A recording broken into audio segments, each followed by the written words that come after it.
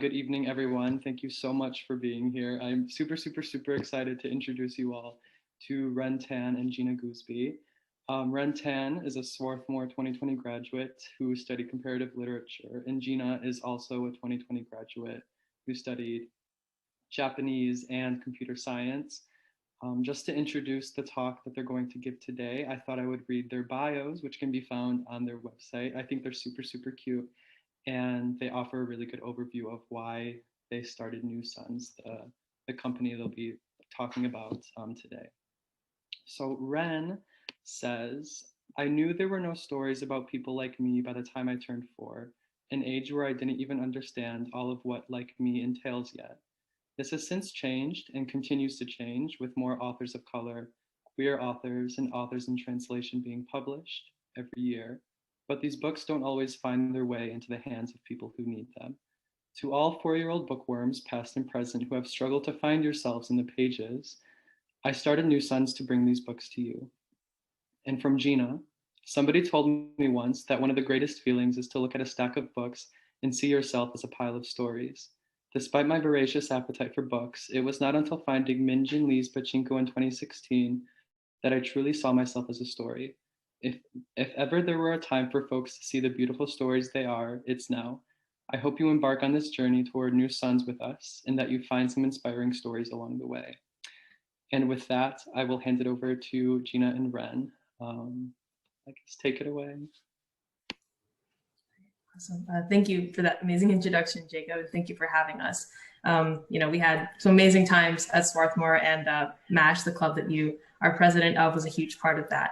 So thank you for inviting us for this talk. So I'm Gina Gooseby. I graduated last year. It feels really weird to say. As Jacob said, I studied Japanese and computer science, and I love books, as you might be able to tell. And we started New Suns, kind of like we said in our bios, to help people like us, in that we're so unlike everybody else we meet, to find the stories wherein they see themselves, not in between the lines, but in the lines themselves. And so New Suns aims to uplift people of marginalized identities, that is to say, authors and creators of all kinds. We focus primarily on books. We have 1 to 2 books in this monthly subscription box. And so we allowed people to choose up to 2 books for every box. And in every box, we also have different creations from creators of color and other queer creators from across the country. And we try to pay them fairly and equitably and ensure that everybody who's part of this process, who historically has been disenfranchised and underserved and marginalized and generally suppressed, is able to express themselves. My cat just jumped off the piano. Is able to not only see themselves represented in these books, but also gain the support that they need financially to continue their business and their passions. So that's a little about New Suns. Ren? Hi, thank you so much, Jacob, for that amazing introduction. As you mentioned, I also graduated in the pandemic class of 2020. I majored in comparative literature with minors in English and Russian, which is kind of like majoring in comp lit twice. I'm excited to be doing this with you today. New Suns obviously is huge for us. Starting a business right after graduating in the middle of a pandemic is not a very typical thing to do. But the title of this talk is Diversity and Inclusion in Literature. And so we wanted to sort of pull back from our business and what we have done and look more into the conditions that have caused us to make this business, and where we see ourselves in that, and where we see all of us in this talk and beyond in that process. So essentially, we want to look at where we are. What is the state of diversity and inclusion in literature? How far have we come so far? And where do we still have to go? Where do we want to go? We want to talk about clear benchmarks that we want to reach, or at least North Stars that we want to attain. And then we want to see what's in the way, because as anybody who's ever pursued a goal ardently knows, it's never easy. And if it's easy, maybe find a bigger North Star, because there's always something better to achieve. And if there's something standing in your way, well then, it's worth it. So where are we? Let's begin our talk with looking at where we are. Just a couple quick statistics. There's what they call the Diversity Baseline Survey that was published by the diverse children's publisher Lee and Low in 2019. And let me share my screen with you here. All participants. All participants. Oh, goodness. Okay, I'm really good at this. So here we go.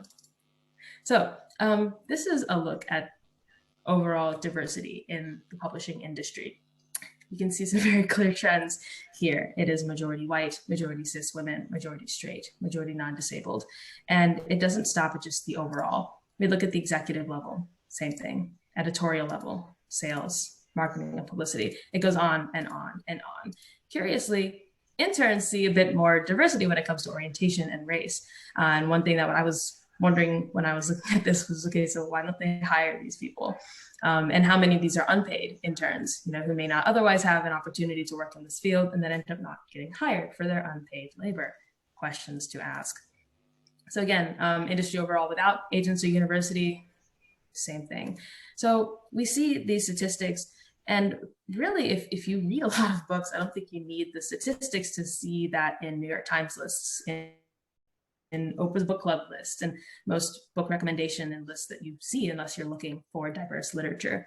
So although it is heartening to see at least 20 to 30% of the industry that falls outside of those categories, something that was probably very uncommon even 10 years ago, it's clear that there's a long, long way to go.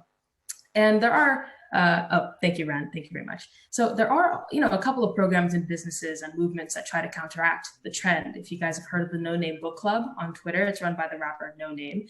And every month cohort of hers choose like 1 to 2 books that, are from diverse voices and touch on different sociopolitical movements, everything from memoir collections to fiction to nonfiction. And they have some sort of informal local book clubs and libraries that they partner with. Amazing program. And it's very loose, it's very decentralized, which is helpful in making it feel like something you can own for yourself personally.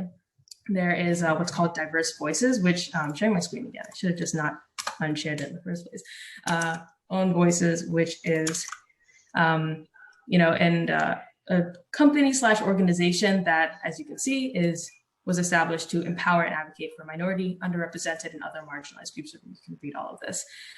So they sort of work on the publishing side of things. They try to establish mentorship programs and other career training programs and other sort of training that can empower different, people of color and other marginalized folks to, gain these skills and get like a foothold in the industry, paving the way for, excuse me, more along the way. So it's not like nobody is counteracting these trends on purpose. I mean, New Sons is doing it, although we're a little small. But obviously, there's a long, long way to go. And so, Ren, would you like to kind of touch on where we want to go?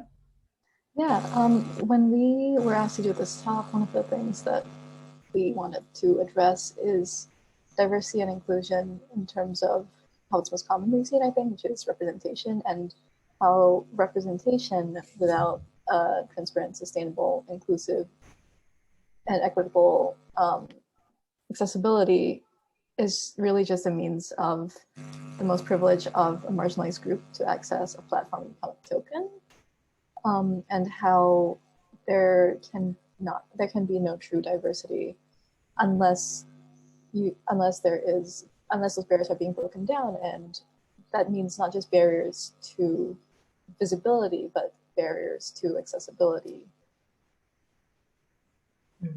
Right. Thank you very much. Yeah, really well said. What is visibility without, actual accessibility? It's the difference between seeing a lion behind, I guess, like lion, or seeing any sort of like beautiful anything behind the glass or in an enclosure versus it being where it really is supposed to be, or like interacting with that thing. So it's all well and good to like see more, folks of color and disabled folks and queer folks like on TV and whatever, and then you see hate crimes happening. It really is painful for me to like say, but like what's going on in Minneapolis right now, we see the Derek Chauvin trial, and just as it's going on in the heart of Minneapolis, this happens, so it's things like that that remind us that there's still such a huge gap between what we read and what we see on TV and what we see in our streets, what we see in our neighborhoods. So we want, to contribute to this movement of helping literature to reflect and influence reality and close that gap between, beautiful, egalitarian, equitable societies on the page and those that we see in the homes of our neighbors. So that's kind of, we breezed that really fast. But I guess like a big part of what we want to talk about was, what does it mean to have diversity and inclusion in literature? Because there are lots of sticky spots in that. There's a lot of words that need unpacking and words that can be perceived differently by different people. And, I would say niche cases, but they're getting more common all the time. So one that Ren and I asked ourselves that was still pretty prickly is, who is allowed to write these stories? What is it that makes a story diverse or inclusive? And Ren, you said something really interesting about the idea of authenticity or something like that, right? Yeah, I've noticed that a lot of authors of color find that it's difficult to get published when they don't write from the point of view of the identities that they themselves have. For example, Yuan Yang, who wrote the Transcript series, they're this amazing Singaporean sci-fi writer. You should check them out. They mentioned that they are viewed in the publishing world as kind of like this Asian sci-fi person. And whenever they want to step out of that, people are like, don't you want to represent your people? Don't you want to tell your stories? And they're like, no, this is literally fantasy. Like, it's set in space. This doesn't matter. And like you've seen the statistics that Gina showed, which shows that it's primarily white cis women who are making the decisions about which voices get published. So those stories that get pitched need to be appealing to white cis women. And I think about how, for example, Black Panther was hailed as being so diverse when it first came out, when really it has an amazing, almost all Black cast. That's not diversity. And we need to stop bringing diversity around as just this buzzword for non-white, because that is a very different, there's so much intersectionality in all the different identities that fall under the umbrella of non-white or non-cis or non-straight, that it's not enough to just say, oh, these are all diverse voices. Right. Absolutely. And I think like intersectionality is a huge point, right? Because I feel like I wouldn't say exactly a line to walk, but there's definitely sort of two extremes that we see. There's, gosh, here's a multimedia example, Stardew Valley, which, oh my God, I love. But also I can't play it on my Switch because I need the diversity mod because everybody in town is white.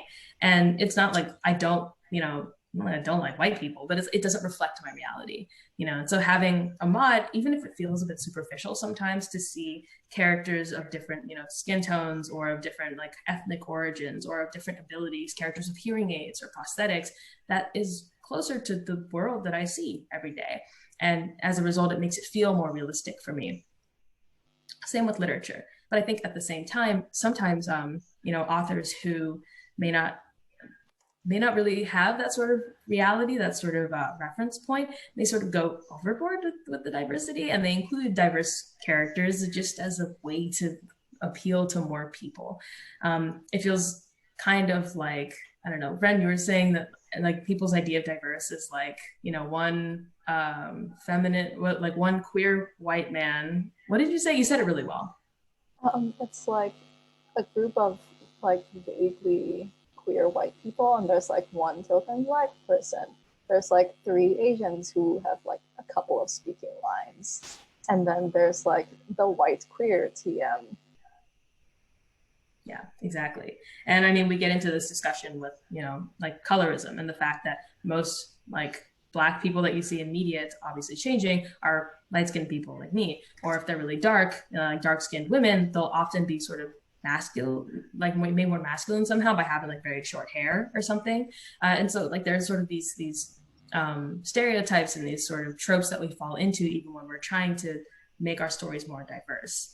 And I think, we should be moving away from the idea of just general diversity and the nebulousness of that term and towards, I don't know, just truthfulness, perhaps, just being more reflective of reality. And Ren, you were saying something really amazing about like the research that can go into something and how that can sort of contribute to like a sense of liveliness to a piece.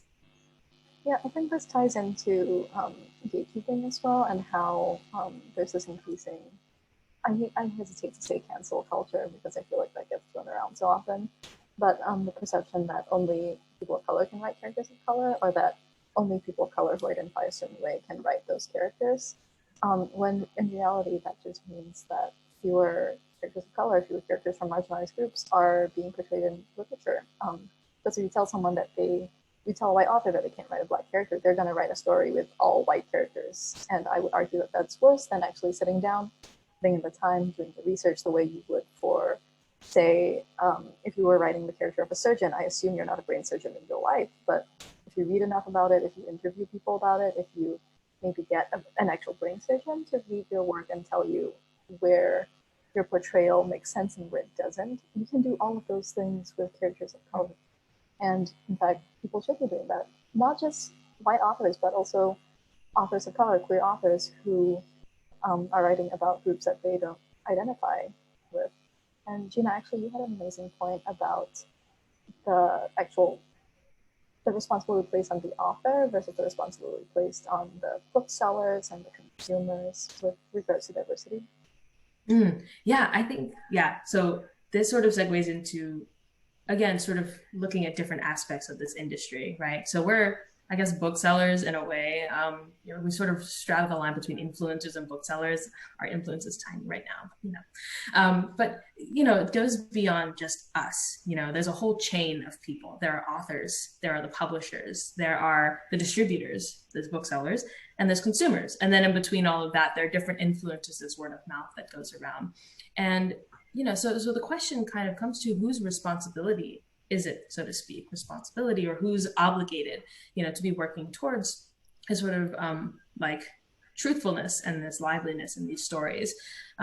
Because like Ren was saying, you can't expect an author to be told like, no, you can't write experiences outside of your own, and then also expect diverse stories, because, the truth of the matter is that we don't have as many, like non-cis, non-white people who are like in the writer sphere. And, we need that representation anywhere we can get it, as long as it's good, as long as it's good representation, but then we get to publishers and we see, there are lots and lots of small presses that focus on the kind of stories that we're talking about. And we work directly with a lot of them. We can give you names if you want to know. They're awesome. They're so good. But then you see Hatchet, you see Random House, you see Macmillan, all these really big names that almost, I hesitate to say tokenize, but in a way, sometimes just take the most like mass market appealing, diverse books and only push those, right? Like they'll take books that, maybe barely flirt with intersectionality, but really are just their queer narratives, or their Black narratives, or their queer Black narratives, and they find, sort of like figureheads of these movements, or they find very concrete ways to say, look at this story. It has A, B, and C. That means it's a queer Black story. And they just push that to the media. And it's like, okay, we've all read Roxane Gay's Hunger, or I hope we have, but there's other writers out there, and Roxane Gay reads a lot of them. So we should ask her, or ask them what's good? What's good? We can move beyond. It's okay. But then, you get to distributors, and the question is, they're getting them from publishers and they're giving them to booksellers. What are they promoting? What kind of newsletters are they putting out? Are they really ardently pushing these sorts of, truthful news stories, or are they just kind of putting them in a list on the side box that you can ignore? Like how thoroughly, how genuinely are they wanting other people to read these books? And that of course kind of goes back to who's writing these newsletters, who's working with these distributors. There was a sort of scandal in the book world recently. There's a small press distributors, which is basically the best known distributor of small presses, as you might be able to tell. And there were lots of allegations of abuse within that system. There was like gaslighting, and there was emotional abuse by upper staff. And, despite the fact that like, it seems like diverse or whatever, it caused us to sort of take another look and say, well, we see this kind of behavior in the company, and we're looking more closely at their board and the folks who are, running this and who are behind the desks. And we're seeing that actually like, they're not actually doing a really good job. So we're seeing that a lot of times people sort of latch on to, oh, they distribute small presses, they're great, and then ignore possible biases or possible abuse that's going on behind the doors. And that's a whole discussion of, what goes on behind closed doors in the book industry. But still, like the meaning is there. I think it's really easy to sort of be lulled into a sense of false security that just because this press has like a decent record of representing, different groups and having diverse stories and everything, that it doesn't make them the good guy all the time.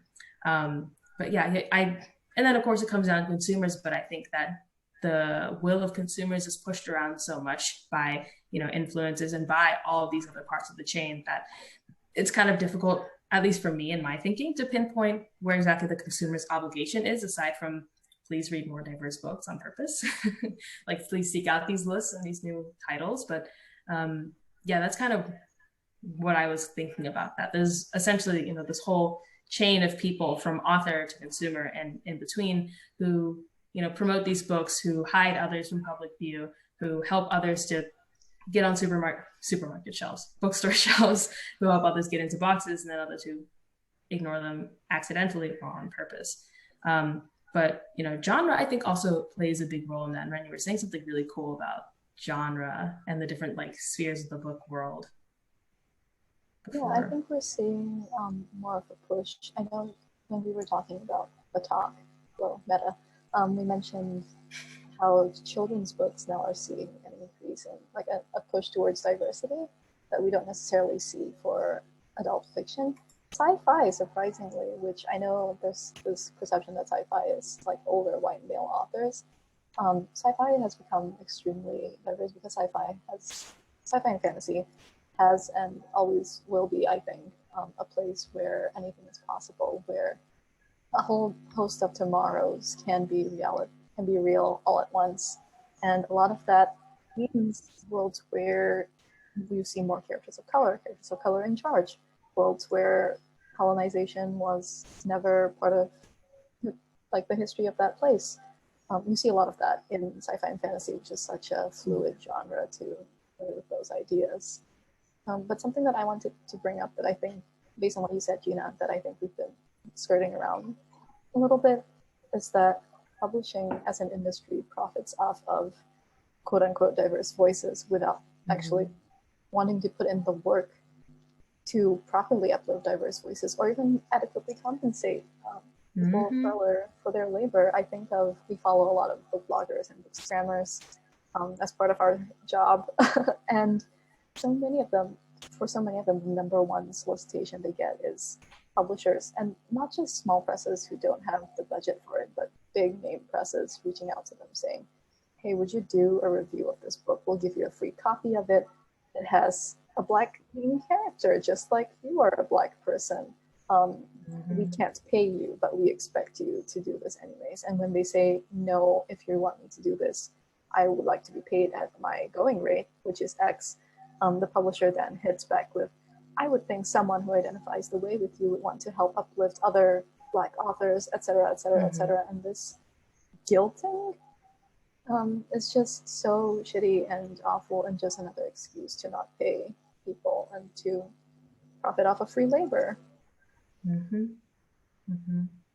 Yeah, absolutely. I mean, that sort of ties into our earlier point about what we want to see, right? Like we want not just, representation, but we want like real uplifting, or I don't know. I always feel kind of weird about like, I don't know. There's something about it that almost seems kind of savory, but then again, whole other conversation. But, these huge book companies with massive resources just want to give like one person one book and then have them write a review, and they'll push it on all their socials and whatever. But like, how much is that publicity really worth? Couldn't you put that time and that energy into something, I don't know, more meaningful, like pushing for like mutual aid funds, or like promoting, little known authors and helping to bring them into the limelight? Like there's so many ways in which these larger companies could use their influence and their power to do meaningful work. Like, yes, literature is so important. The stories that we read become the people who we are. But at the same time, literature isn't everything. We are more than simply, oh, thank you, Shirley. Thank you for tuning in. We are more than just the stories we read, and so these big companies with their influence can help with that. And same with the publishers, same with the distributors, same with all the people who have more influence than, the bookstagrammer who has like 6,000 followers and just writes a couple reviews every month.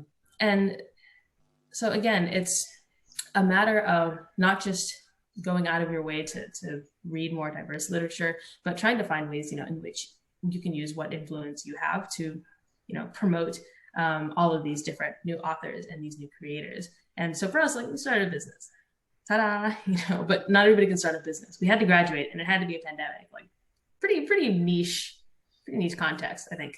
But there are other things you can do, if you have like a, I don't know, big meme Twitter account or something. I don't know if anybody here is on meme Twitter. Like you could retweet some mutual aid funds once in a while. You could find ways to use what platform you have to, give rise to those who don't have that kind of platform, or spread, the word about books and things to your circles. Or if you have the ear of someone who does have influence, talk to them.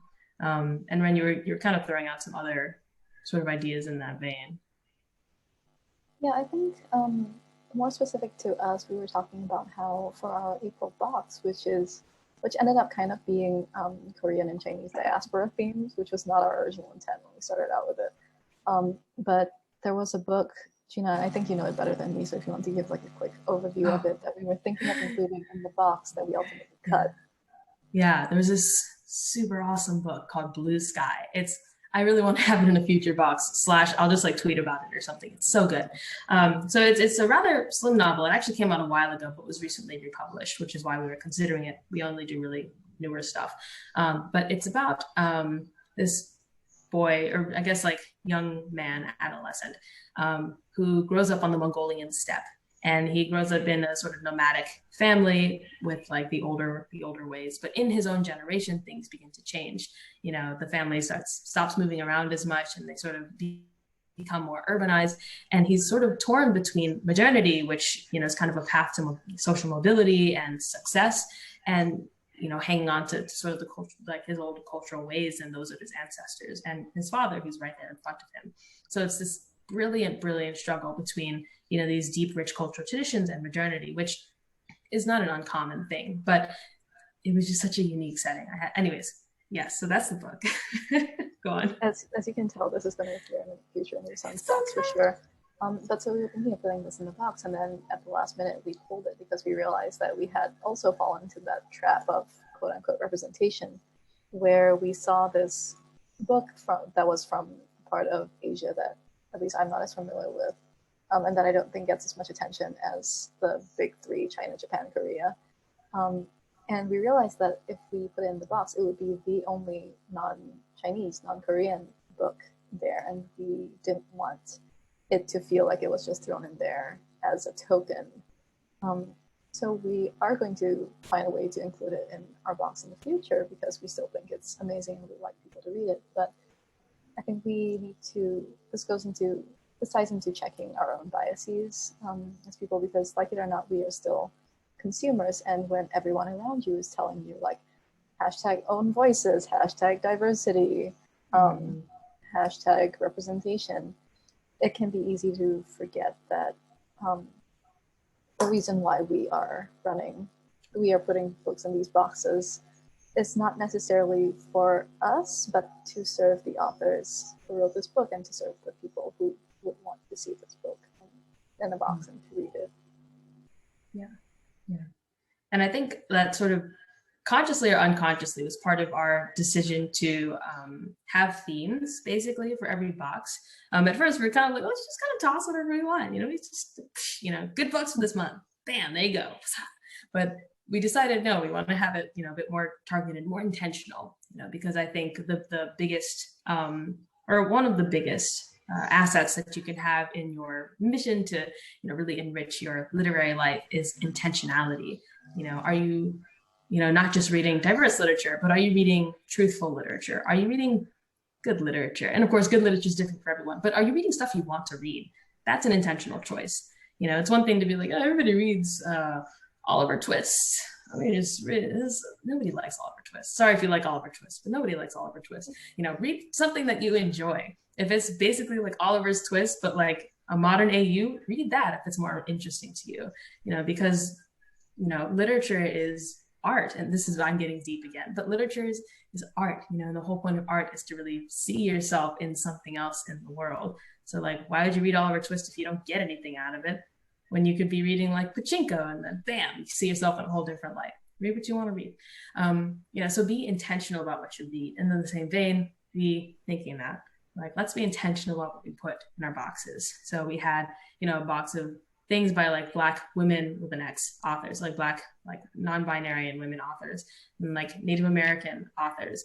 And we always kind of find ways in which maybe we could have been more specific, like maybe we could have tried to whittle our focus down so it was more exclusively books that speak to gender, or books that speak to, like this particular tribe in this region, or like this era of history. But there are so many books that we've cut because we felt that they contributed to the conversation, but not the one that we were trying to spark, and still a really, really good one, which is why we often try to publish like our long, we've kind of been slacking on that, but publish our long list and little blurbs about why they're so important, or why they're important to us at least. But, again, we want to make sure that we are intentional about putting out quality literature, about putting out truthful literature, putting out impactful literature, because, that's what we want to have in our lives. And that's how we want to, kind of represent ourselves to people. And I think we were sort of talking, Ren, about like the difference, but kind of the vibe between, small businesses, like really small businesses like us versus small businesses like Powell's Books or The Strand. You had some interesting comments on that. Yeah, I think with any organization that grows beyond a certain scale, it's hard to lose track of the real people, if that makes sense. Like the movement overwhelms the real humans.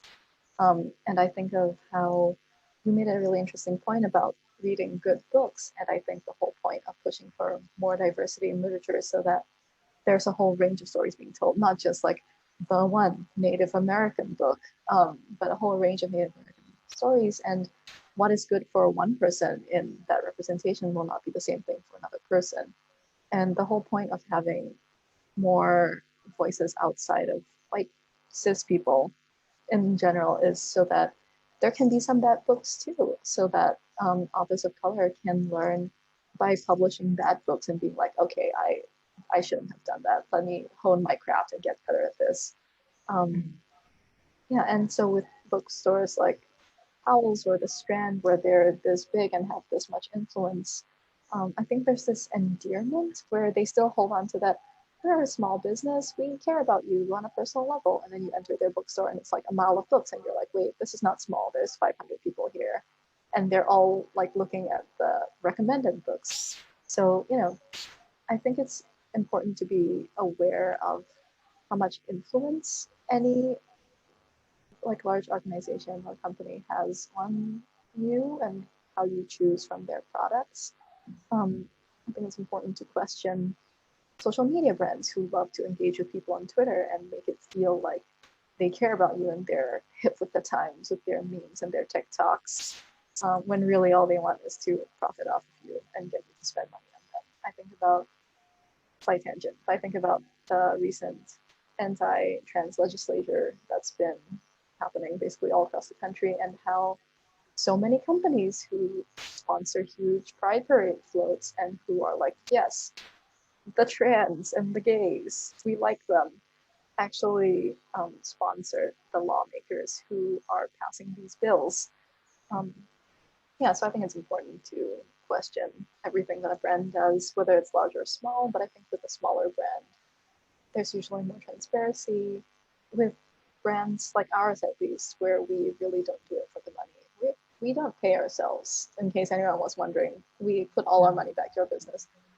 Brands like ours, where it's very much still by the people, for the people, if that makes sense. Mm-hmm. Yeah. And I think I feel like a lot of us are probably kind of aware of this fact, I don't know. Remember those, what was it? The Gillette commercials from 2 years ago where the guy would see a girl and be like, whoa, hey. And then the guy puts his chest, hey. stop, dude. And everybody's like, whoa, oh my God, they're like standing up for women. It's like so great. But Procter and Gamble, which owns Gillette, is like a huge donor to the whole Republican Party. So kind of embarrassing, So I mean, again, this is sort of, again, moving a slight tangent, but like for companies like us who don't really have anything at stake, we can probably be sure that we're talking about what we're talking about. But yeah, so I feel like we kind of got a bit expansive, but I think to sort of summarize what we've been talking about here so far is, so we're at a place where diversity in literature is getting a lot of attention.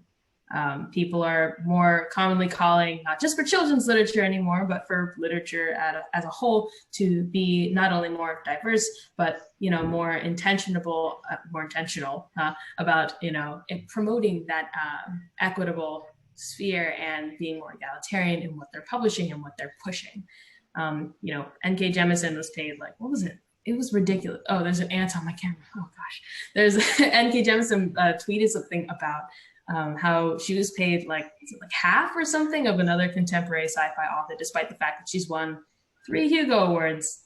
Kind of embarrassing on the part of the publisher. Things like that happened like a year ago.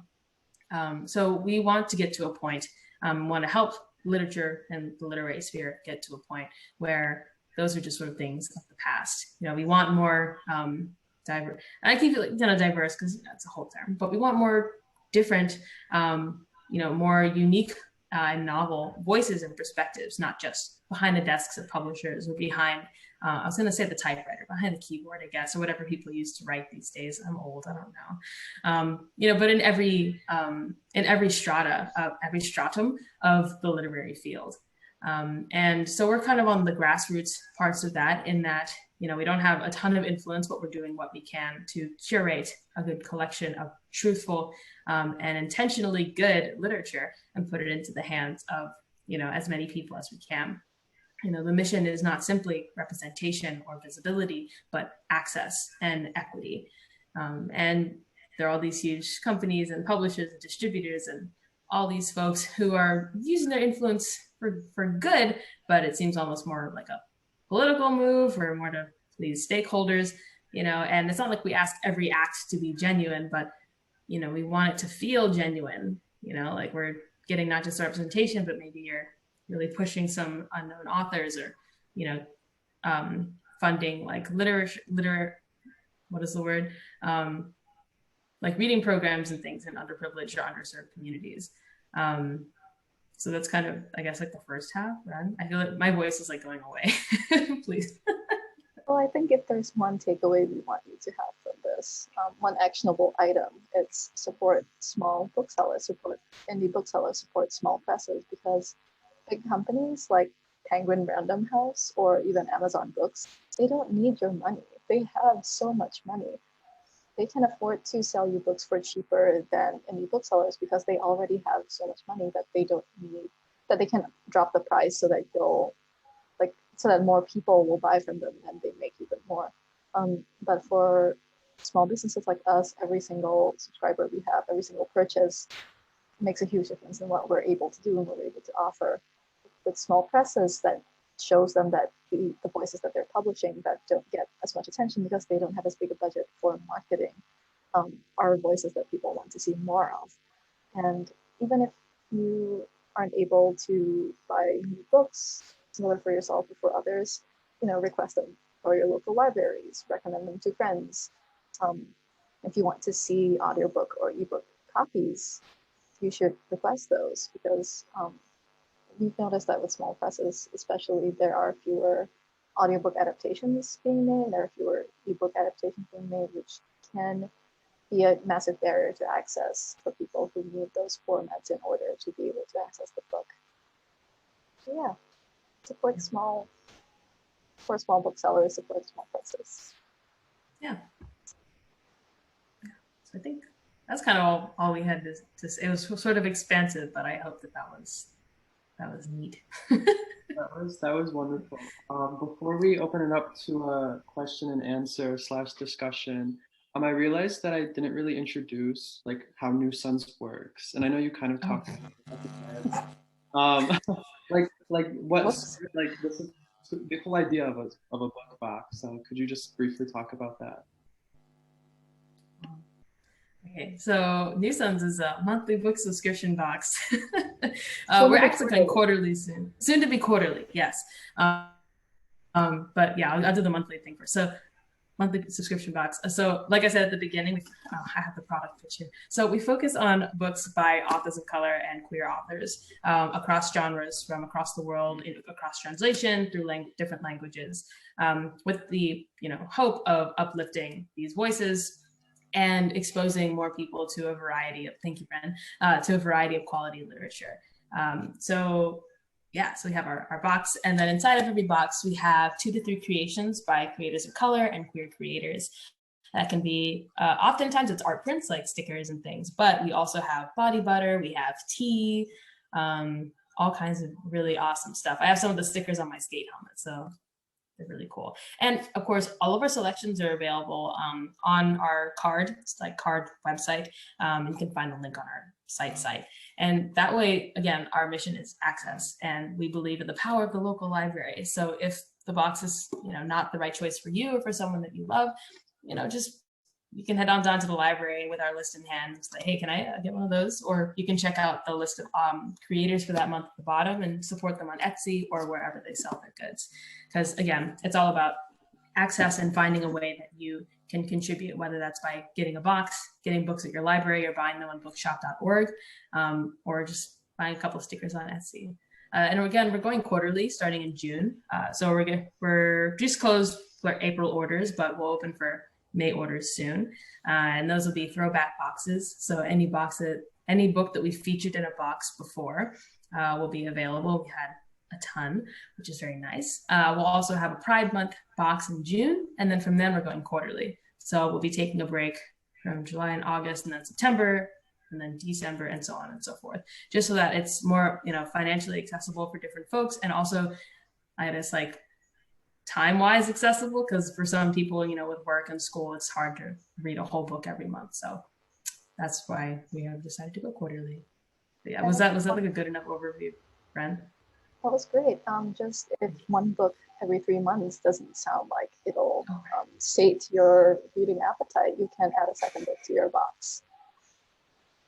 Yeah, we're also going to be sending out, or we do send out, a monthly newsletter near the end of every month that has like some new releases and cool podcasts, events and things. And that's, of course, free. You can sign up on our homepage. So if you think that the books that we offer are interesting but don't necessarily have the means to subscribe right now, but you want to look at it, you want to get them at your local library, or you want to read a bit more about them before committing to getting them, we do book reviews on our blog, which you can find on our website.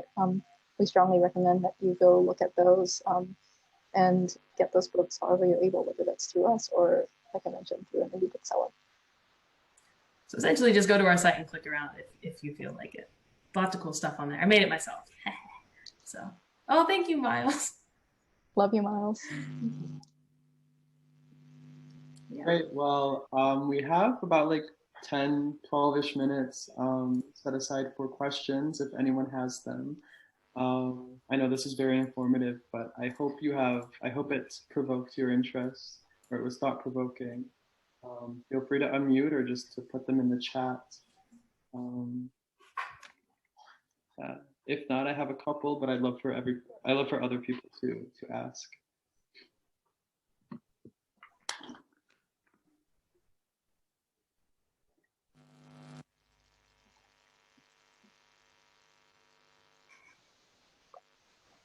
We all imbibe at once.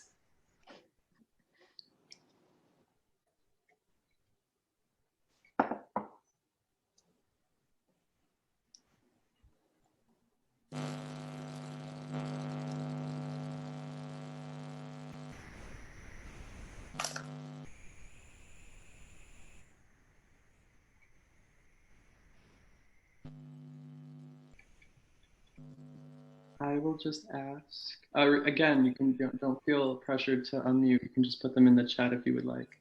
I was gonna add. Well, go ahead. You can. Helen asks. I was wondering which partnerships you have had with other bookshops and/or companies. Ren, would you like to? I feel like you have the list right on your brain. That's a great question. We don't, because we're so small and people are like, who are these people? We don't really have partnerships with other people necessarily. We tend to partner with presses, small presses, for example, Arsenal Pulp Press, which is this press based out of Canada who publishes so many authors of color, Indigenous authors, queer authors, and who are really generous with reading copies. Shout out to Arsenal Pulp. We love them. As someone that we've worked with in the past, we have sourced our books directly from Akashic before. We do tend to get most of our books from Ingram, which is kind of this massive distribution company that partners with like every bookseller ever. So I don't think we're special in that regard. But even though you mentioned bookshops or companies, I think it's important to mention that the artists that we work with directly, and we make sure to, because that ensures we can pay them an adequate wage for what they're giving us. We have in the past actually told an artist, like, that's not enough, we're going to give you more money because you deserve more for your work. But we'd like to work directly with people so that we can ensure our money is going to the people we want it to be going to, and that way we can also, I don't know, we like working with people instead of corporations, if that makes sense. Yeah, our decision to go for Ingram was like really it was made with much hesitation, but unfortunately, like because we're still rather small, Ingram offers like big bulk discounts. So when we order like for all of our orders, they tend to give us a slightly better rate than like others, and it like just pushes us above breaking even. It's kind of what we need right now. But as we're starting to like grow more and more, and we anticipate a little more growth maybe when we go quarterly, we're hoping to sort of cut down on what we get from like big Ingram and instead go directly to our publishers. So yeah, that's a wonderful question. I just remembered a company we work with, a small business that you can support, Sis Got Tea, which is this Louisville, Kentucky-based tea company run by this amazing queer Black woman who is trying to right now fundraise for an actual physical space in Louisville, which she hopes will serve as a sober gathering space and community center for the LGBTQ plus community. Yeah, you should check out her tea if you like tea. If you're ever in Louisville, you should stop by. She also has a GoFundMe for her physical location that I encourage you to donate to if you can. And like, it's not just like she's awesome. Her cat is adorable. And yes, Miles, so correct. Her Casablanca tea, it's so good. Actually, please just try it. If you all are, I hope you've looked at our card and seen some of our April titles. If you're excited about anything there, remember you can get them from our May box as well, which will feature a custom tea blend from Sis Got Tea. Yes. Yeah, not to like heavily prone. Oh, Dana, excellent question.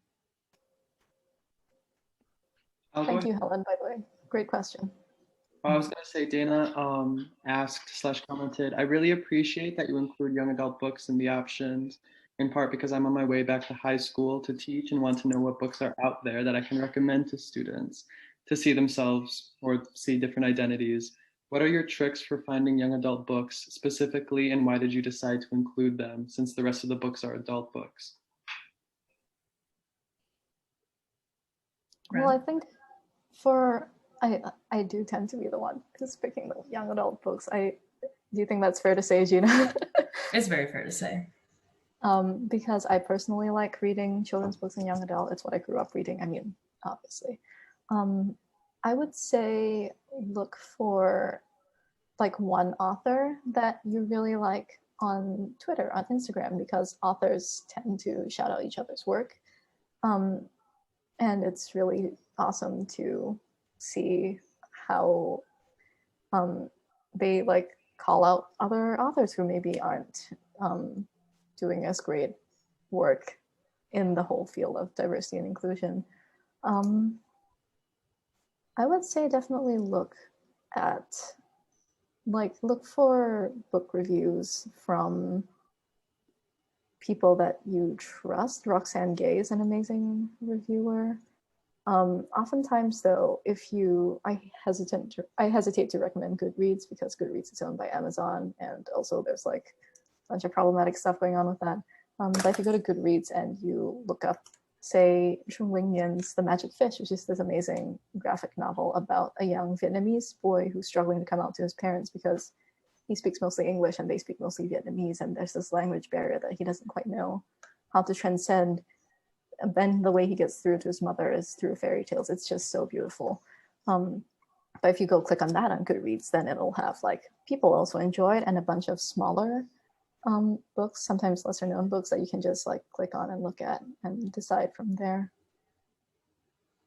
I don't know if that makes a lot of sense. There's a lot of like hashtag own voices books out there, hashtag own voices lists out there, which is not necessarily great for picking books out because they're mostly curated by white people who just throw anything like even vaguely ethnic on there as like representation.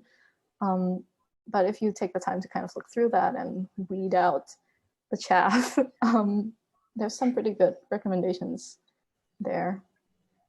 But honestly, I would say look to authors, because authors, especially marginalized authors, will shout out other authors without hesitation. And they also often review each other's books for those little blurbs on the back. So they'll like retweet that when it comes up. Thank you so much for asking. The second part of the question is, why did you decide to include them since the rest of the books are adult books? Oh, I like YA. And actually, I think we try to include a range of different books. For example, we always have one nonfiction, always one fiction. I usually push for a poetry book in there somewhere because different people like different formats. And we want to, even though our readership is solidly, I would say, within the like 20-something to 30-something-ish age range, you know, people like all kinds of books from all kinds of different genres within that age range. And I think YA, especially because it's meant for a slightly younger audience, can be so much more accessible as a format because not necessarily it's simplified. I think that's a misperception that people have of children's books and YA lit, but that it hits differently than adult books because you often have younger people trying to deal with these devastating consequences that are just part of living in the world that we're in. And to be able to convey that in a book is so difficult that when it's done right, it's done really well, which I think is why I like YA so much.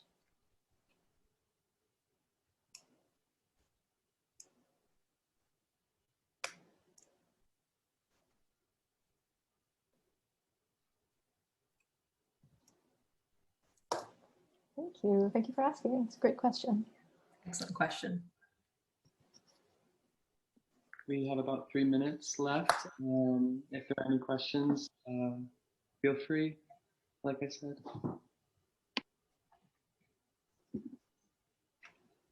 Also, y'all remember, we graduated like last year. You can ask us questions in meme form. You can ask about Gina's cat. They don't have to be like super serious and thinky. Yeah. I'm a certified memoir, like I have my diploma. So not my, I mean, I also have my Swarthmore diploma, but that went somewhere awful. You know what I mean?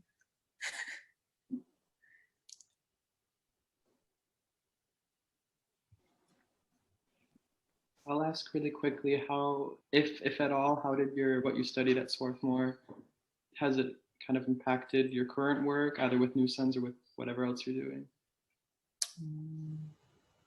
Gina, do you want to take this one? At least, so at least for me, strangely enough, I feel like my Japanese thing hasn't done like a ton. I mean, it's been good for sort of informing me like the kinds of things I look for in literature because so Pachinko, which is one of our April books and also one of my favorite books of all time, is pretty much the only English language novel that covers the history of Koreans in Japan, which are I won't want to say invisible, but an erased minority. And half of me, my mom is one of those people. So like reading that, I was like, whoa. And then I remembered, or I found out later when I went to Japan that there is still a very small body of literature about those people, despite the fact that like we're kind of everywhere. So sort of seeing that that side, that even in countries where like a certain event has taken place, sometimes there's this huge legacy of silence, has sort of informed the way that I look at the literature that we want in our boxes. As for the computer science part, I've made our website, not like from scratch, but like legitimately, I think that's the part that's helped me the most is because I love tinkering with like computer stuff. I love coding and just messing around with things. And honestly, like our website would probably be pretty fugly if I didn't. So that's something. Yeah, it also kind of gave me that numbers mind. So all the business side of things, I'll handle the business side. Like that's me. I mean, I do everything else, but I also handle the business side. So Connection from Gina is amazing. I just do what I do. And I mean, I studied poetry as my honors preparation for my English minor, and I wrote my senior thesis on dystopian science fiction in the middle of a pandemic, which was amazing. But I think studying literature at Swarthmore has informed me in the ways that I read more than anything. I come from a background where English is my first language, but I grew up in a non-native English-speaking country, so without really being taught how to engage with literature, like a lot of what I learned, I had to pick up on my own. So coming to Swarthmore and being pushed to really understand literature and look for some things that I hadn't thought about before is what I don't know, I think it's informed the way that I choose books for New Suns. It's informed the way I talk about books in my book reviews for New Suns. I recently did a special review that comes with an annotation of a segment of a very long poem that is like the whole book. The book is called Iron Goddess of Mercy by Larissa Lai. You can find the book review on our blog, but just, I think, breaking down what we talked about, breaking down barriers to access. Education is one way of doing that, education in literature specifically. And I try to use that to, in turn, make the literature more accessible to our subscribers. Awesome. Those were beautiful responses. The entire talk and discussion today was wonderful. But yeah, we are on the hour, so I don't hold many people over. But I know you can reach out to Gina and Ren on the New Suns social or on their website. They have a comment, or not a comment form, but like a contact form. And I'm sure they'd love to continue these conversations or to answer any questions. But with that, thank you everybody for attending, and thank you to Gina and Ren for today. Yeah, thank you for having us, and thank you everybody for coming.